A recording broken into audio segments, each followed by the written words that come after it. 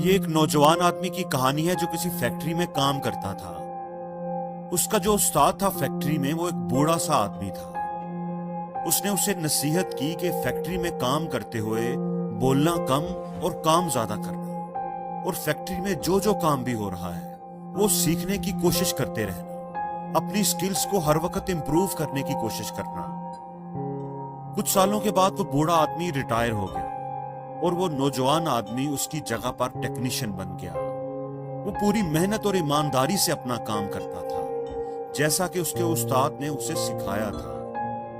وہ اکثر اپنے استاد کو ملنے کے لیے بھی جایا کرتا تھا۔ ایک دن وہ ملنے کے لیے گیا تو بوڑھے آدمی کو وہ تھوڑا سا اداس اور دکھی لگا۔ بوڑھے آدمی نے پوچھا کہ بیٹا کیا بات ہے، کوئی پرابلم ہوئی ہے، کوئی مسئلہ ہے تو بتاؤ، شاید میں تمہاری کوئی مدد کر سکوں۔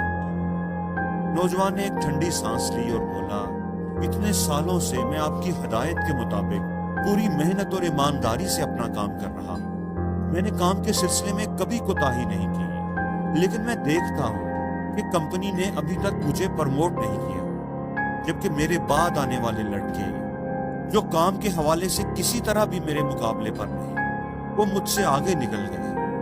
ان کے پاس نہ ہی میرے جتنا تجربہ ہے اور نہ ہی میرے جیسی صلاحیتیں اور سکلز ہیں، لیکن کمپنی نے انہیں پروموٹ کر دیا، اور میں جس نے فیکٹری کا سارا کام سنبھالا ہوا ہے، میں وہی کا وہی ہوں، اور یہ بات مجھے دکھ دیتی ہے۔ بوڑھا آدمی تھوڑی دیر سوچتا رہا اور پھر پوچھا، کیا تمہیں پورا یقین ہے کہ فیکٹری کا تمہارے بغیر گزارا نہیں چل سکتا؟ سارا کام تم نے ہی سنبھالا ہوا ہے۔ نوجوان نے کہا کہ جی ہاں بالکل، میں ایک دن فیکٹری نہ جاؤں تو سارا کام ڈسٹرب ہو جائے گا۔ بوڑھا آدمی تھوڑی دیر سوچتا رہا، پھر وہ نوجوان کی طرف مڑا اور بولا، اگر ایسا ہی ہے تو پھر ایک دن فیکٹری سے چھٹی کر لو، کوئی بھی وجہ بتا کر فیکٹری سے چھٹی لے لو، تمہیں تھوڑا سا ریسٹ کرنا چاہیے۔ نوجوان آدمی پہلے تو اس نصیحت پر تھوڑا حیران ہوا، لیکن پھر جیسے جیسے وہ سوچتا گیا اسے بات کی سمجھ آتی گئی۔ اس نے اپنے استاد کا شکریہ ادا کیا اور جلدی جلدی فیکٹری روانہ ہو گیا تاکہ چھٹی کی اپلیکیشن دے سکے۔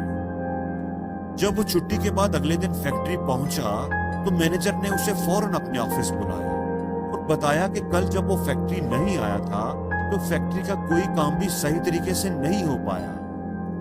جو کام وہ بڑی آسانی سے کر لیا کرتا تھا، دوسرے لوگوں کو وہ کام کرنے میں بڑی مشکلات کا سامنا کرنا پڑا، اور انہیں سمجھ نہیں آ رہی تھی کہ اس مسئلے کو کیسے حل کریں۔ تمہاری غیر موجودگی میں کمپنی کو صحیح معنوں میں تمہاری اہمیت کا اندازہ ہوا ہے۔ تمہارے کام کی اہمیت کو سامنے رکھتے ہوئے کمپنی نے فیصلہ کیا ہے کہ تمہیں پروموٹ کر دیا جائے اور تمہاری تنخواہ میں بھی خاطر خواہ اضافہ کیا جاتا ہے تاکہ تمہاری حوصلہ افزائی اور تم مزید محنت اور دل جمی سے کام کرتے رہو۔ وہ نوجوان لڑکا دل ہی دل میں بوڑھے استاد کی عقل مندی کی داد دے رہا تھا۔ اب اسے سمجھ آ گئی تھی کہ کامیابی کا راز کیا ہے۔ اس واقعے کے بعد جب کبھی اس نوجوان آدمی کو اپنی تنخواہ بڑھوانی ہوتی یا کوئی اور بینیفٹ لینا ہوتا تو وہ آفس سے چھٹی لے لیتا، اور جب وہ واپس آفس آتا تو اسے اس کی مرضی کا فائدہ مل جاتا۔ اتنا ہی وقت ایسے ہی گزرتا رہا۔ ایک دن جب وہ چھٹی کے بعد فیکٹری آیا تو گارڈ نے اسے اندر داخل ہونے سے روک دیا۔ گارڈ نے اس کے ہاتھ میں ایک لیٹر تھمایا جس پر صاف صاف لکھا تھا کہ اسے نوکری سے نکال دیا گیا۔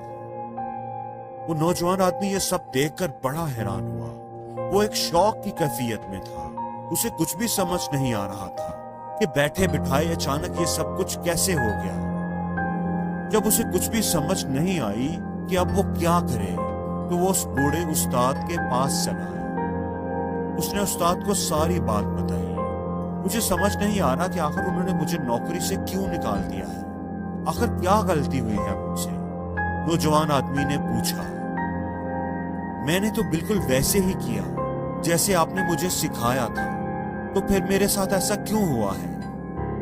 تم نے ویسا بالکل نہیں کیا کیونکہ تم نے میری بات پوری سنی ہی نہیں تھی، بوڑھے آدمی نے افسوس سے کہا۔ تم یہ بات فوراً سمجھ گئے کہ ایک بلب جو ہمیشہ ہی جلتا رہے اس کا کوئی نوٹس نہیں لیتا، اس کی موجودگی اور افادیت کا کوئی احساس نہیں کرتا۔ لوگ تبھی اس کی اہمیت کو سمجھتے ہیں جب ایک دن وہ بلب جلنا بند ہو جائے۔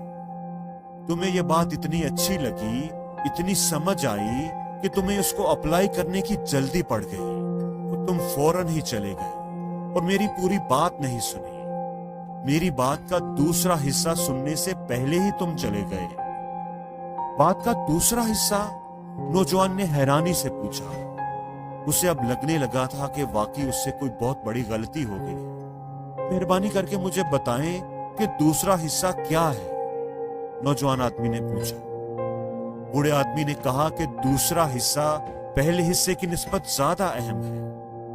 اگر کسی کو یہ لگنے لگے کہ یہ بلب بار بار بند ہو جاتا ہے، یہ ریلائبل نہیں ہے، تو پھر وہ بلب بدل دیا جاتا ہے، اس کی جگہ پر نیا بلب لگا دیا جاتا ہے۔ بوڑھے آدمی نے آہستہ آواز میں جواب دیا۔ دوستو، اس کہانی کا پہلا سبق یہ ہے کہ ہم بہت سی چیزوں کو، بہت سے لوگوں کو، بہت سے رشتوں کو جو ہمیشہ ہمارے لیے ہر وقت موجود ہوتے ہیں، فار گرانٹیڈ لے رہے ہوتے ہیں۔ اکثر ہمیں ان کے ہونے کا، ان کی اہمیت کا احساس تب ہوتا ہے جب وہ ہماری زندگی سے چلے جاتے ہیں۔ اس لیے کسی ایسے دن کا انتظار کرنے کی بجائے اس سے پہلے ہی ان کی قدر کریں۔ اور دوسرا یہ کہ اگر آپ کسی کے لیے ہر وقت ہی اویلیبل ہو تو آپ کی اہمیت نہیں رہتی۔ لوگوں کو اپنی اہمیت کا احساس دلانے کے لیے بعض دفعہ تھوڑی سی دوری بھی اختیار کرنی چاہیے، لیکن ہمیں اتنا دور ہرگز نہیں جانا چاہیے کہ لوگ ہمارے بغیر ہی جینا سیکھ لیں، ہمارے بغیر ہی رہنے کے عادی ہو جائیں۔ زندگی میں ہمیشہ میانہ روی، ایک بیلنس بنا کر رکھنا چاہیے، اور زندگی میں ہر روز کچھ نیا سیکھو، نیا سوچو، نیا کرو، لرن کرو۔